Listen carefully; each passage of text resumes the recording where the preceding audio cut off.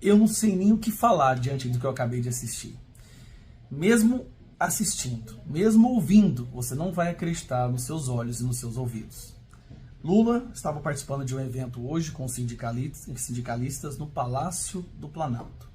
E ele começa a fazer um discurso, mais uma vez, sem teleprompter, o que é um grande erro. Sidônio já falou que ele tem que falar só com teleprompter lendo o discurso, mas não. Ele decidiu improvisar e falar o que ele pensa. E aí você vai se deparar agora onde o presidente da República admite, em alto e bom som, que ele roubou, e pior que isso, roubou com orgulho e não se escondeu e nem fugiu depois de ter roubado. Ao contrário de muitos políticos que roubam e se escondem, ele não se escondeu. Então, parece exagero, mas você vai ouvir, vou colocar o vídeo para você agora. Lula admitindo que roubou e não se escondeu. O Brasil virou uma várzea. Isso aqui é uma loucura. Assiste.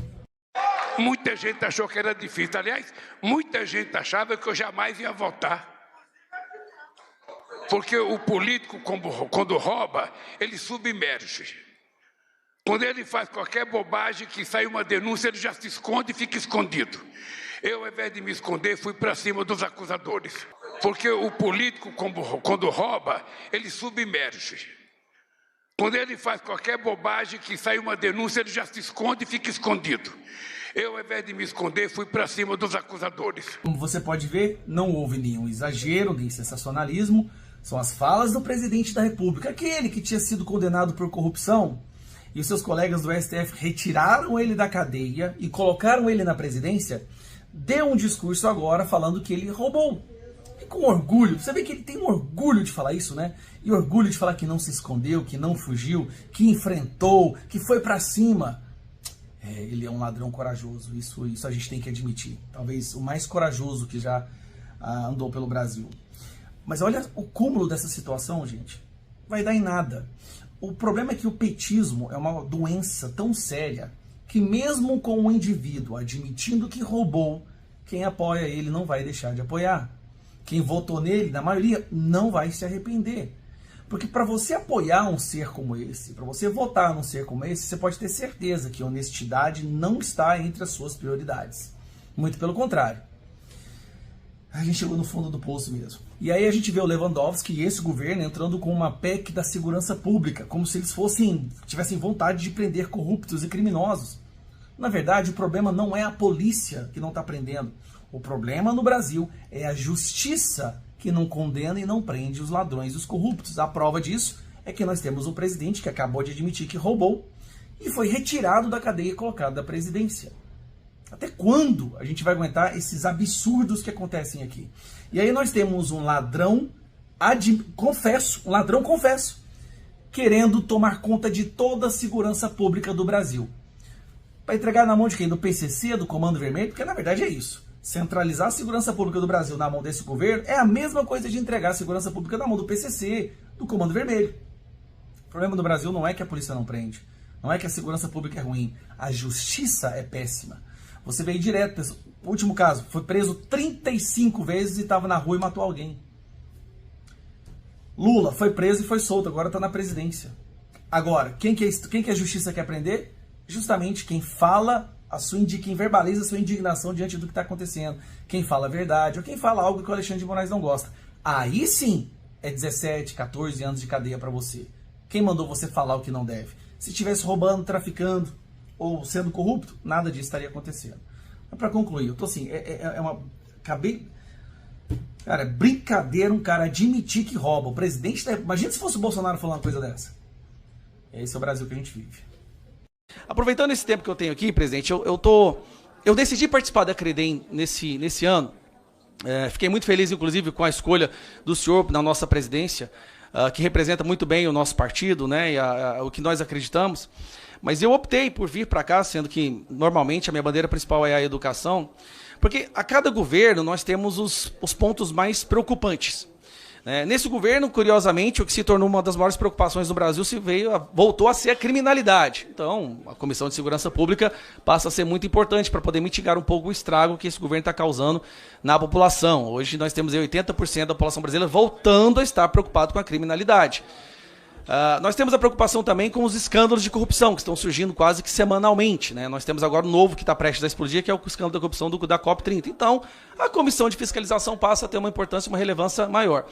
Mas eu acredito que a CREDEM passou a ser hoje uma das prioridades do ponto de vista de proteção da nossa soberania e do nosso país, devido aos embaraços, às vergonhas, às humilhações que o nosso presidente está impondo ao nosso país. Então, só para que todos possam entender, afinal de contas, nós estamos aqui na relação exterior, então nós vamos ter que trabalhar dobrado esse ano para poder mitigar um pouco o prejuízo das relações exteriores que esse governo está causando no Brasil. Eu preparei isso aqui só para vocês terem uma noção das gafes do que esse governo está impondo na nossa população. Primeiro, ele disse que resolveria o problema da Rússia e Ucrânia numa mesa de bar, tomando cervejinha até acabar com a cerveja do bar e que todos ficariam bêbados. Bom, parece que não deu muito certo, né? Inclusive Zelensky, né, já fez várias declarações, basicamente enxotando o Lula do debate, chamando o Lula de cínico, né, que fica a favor de ditador. Depois da fala do Lula, onde ele basicamente equivale ou tenta comparar os judeus ao Holocausto, como se os judeus estivessem causando o Holocausto, uma nação ali, o Israel, que está tentando apenas se defender.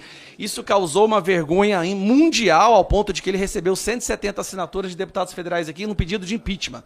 Um pedido de impeachment com o maior número de assinaturas de deputados federais por causa de uma falha grotesca como essa. Não tão muito tempo atrás, ele disse também, ele fez um agradecimento à África pela escravidão no Brasil. Né, Silvia? Você viu essa? É um daqueles momentos, né, que ele começa a falar, e eu adoro quando ele fala, porque é muito bom para a oposição, onde ele agradece a África pela escravidão. Depois ele vai para a ONU, participar da ONU e tem o seu microfone cortado.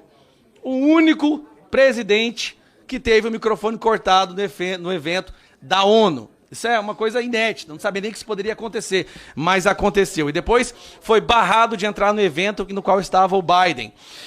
Para piorar a vergonha, né, e por isso que eu falo sempre que a esquerda adora grupos terroristas, teve uma nota e um vídeo de agradecimento do líder do Hamas ao Lula. Hamas, gente, corta a cabeça de crianças, estupra mulheres, bota fogo em famílias enquanto elas estão vivas, idosos, certo? Todo mundo viram as imagens horríveis que foram divulgadas pelo mundo. O líder desse grupo, que não é nem um grupo terrorista, eu acho que nós temos grupos terroristas e nós temos grupos satânicos. Tá? O satânico está um pouco acima do terrorismo. E esse grupo Hamas, para mim, é isso. Agradece o Lula, presidente. Olha a vergonha que é para o nosso país ter o nosso presidente sendo agradecido pelo ser mais satânico vivo hoje que o Hitler. O Hitler não chega nem no chapéu dele, mas agradece o Lula. Cara, é uma vergonha. Bom, depois tem vários outros casos que são igualmente vergonhosos, né? Passando pano para narcoditador, que é condenado nos Estados Unidos, que é o caso do Maduro, passa pano pro golpe que o Maduro deu. Eu acho curioso porque eles falam tanto em defesa da democracia, que são contra o golpe, não dê anistia para golpistas, mas estão defendendo e passando pano para um golpe em um país vizinho, que está matando a população desse país. 7 milhões de pessoas já fugiram desse país, né? Muitas dessas pessoas vindo para o Brasil. Aí você imagina a infelicidade dessa pessoa, né? Foge da Venezuela para fugir de uma ditadura e cai no Brasil em outra ditadura de um cara que está apoiando o ditador que fez com que eles fugissem. Aí nós temos agora essa outra vergonha internacional, que é a COP30. Pasmem, senhores. Um evento sobre problema climático, a situação climática, proteção do meio ambiente, no qual se desmata o meio ambiente. Então, para receber as lideranças internacionais, para fazer aquelas reuniões, o evento para proteção do meio ambiente, o que o Lula decide fazer? Rasgar a Amazônia, criando uma tal da Avenida da Liberdade, destruindo o meio ambiente ao qual o evento foi criado para proteger. Isso é surreal. Isso que você não acha nem novela da Globo de péssima qualidade, você não acha um trama, um enredo tão surreal assim. E aí tem o problema também, logicamente, que está surgindo agora, que é da corrupção, né? 700 milhões enviados para uma empresa da OEI, sem passar por licitação no Brasil, que vai ser investigado agora. Você pode ter certeza que a gente vai tentar, e vamos conseguir abrir uma CPI para analisar esse dinheiro que está sendo enviado para lá, de forma por debaixo dos panos. Aí nós falamos, isso tudo acarretou o quê? Em fuga de investimento no nosso país. Ninguém quer investir no Brasil mais, o dinheiro está indo embora. Vem as vergonhas, recorde das queimadas, recorde das mortes de Yanomami, Silvio. Você sabia disso? Pois é, o governo que veio para salvar os indígenas está exterminando a população indígena do Brasil. E sabe o que eles fizeram? Tiraram do portal de transparência o número de mortes. Assim como tiraram também da dengue. Você viram, né? É aquela coisa, né? A transparência zero com esse governo. Antes do Donald Trump ser eleito, o Lula chama o Donald Trump de nazista e fascista. E para piorar, a primeira-dama esbanja, simplesmente xinga em um evento público o secretário mais importante do presidente dos Estados Unidos de fuck you Elon Musk. Bom, acho que a Credem nunca foi tão importante no governo quanto esse agora, viu? Porque o que a gente vai ter que apagar de fogo que esse governo está colocando não é brincadeira. E aí essas são as gafes do Lula. Nós tivemos uma matéria do The Economist falando que as gafes do Lula apagaram o brilho do G20. O G20, que era para ser usado para fazer aquele protagonismo do Lula que ele tanto deseja, não. Foi usado, na verdade, para apagar o protagonismo do Brasil. E o Brasil hoje ele não é nem considerado um país relevante no mundo inteiro. A pesquisa disse recentemente, né? Toda vez que o Lula fala, o Brasil encolhe. Toda vez que o Lula abre a boca ou tem uma aparição pública, todas as vezes a sua rejeição aumenta, o investimento vai embora e o Brasil passa mais vergonha. Mas, presidente, voltando ao terrorismo, que foi o início da minha fala, recentemente o governo de Israel soltou um relatório mostrando que há uma relação do PCC aqui, o PCC do Marcola, que faz apoio ao Lula, que tem vários escândalos com o vereador do Lula, com o contador do Lula, o PCC que tem interceptação telefônica dizendo que apoia o Lula. Relatório de Israel dizendo que o PCC financia grupos terroristas através de think tanks no Brasil. Agora nós chegamos do fundo do poço mesmo, pessoal. Então quando fala que não tem que reconhecer grupo terrorista porque não existe aqui no Brasil, pode não existir um membro do Hamas aqui, pode não existir um membro do Houthis aqui, mas existem aqui facções criminosas que financiam terrorismo pelo mundo afora. E o relatório de Israel está aí. Inclusive, eu acredito que nós vamos ter que fazer um estudo mais aprofundado em relação a esse relatório, porque é uma vergonha saber que no Brasil tem um grupo terrorista, uma facção criminosa, que para mim deveria ser reconhecido como grupo terrorista também, tá? Que está financiando grupos satânicos, como Hamas, Houthis, Hezbollah. Isso é um absurdo. Então, não reconhecer o Houthis como um grupo terrorista, na verdade é algo que a gente já esperava da esquerda e desse governo. Porque para eles, grupos terroristas são justamente aquilo que eles precisam para poder avançar cada vez mais nas suas agendas, avançar cada vez mais nos seus projetos. Então, presidente, para concluir, eu falei por muito tempo, mas eu acho que está na hora da gente reconhecer não só Houthis, mas Houthis, Hezbollah, Hamas, PCC, Comando Vermelho e também MST como que eles realmente são, grupos terroristas. Obrigado, presidente.